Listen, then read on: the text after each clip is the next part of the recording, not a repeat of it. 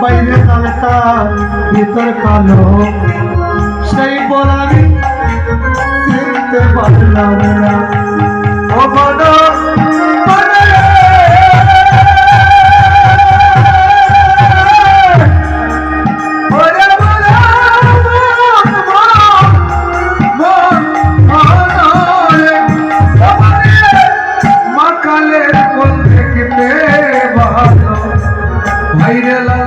ভিতর কালো সেই পলাদি চিনতে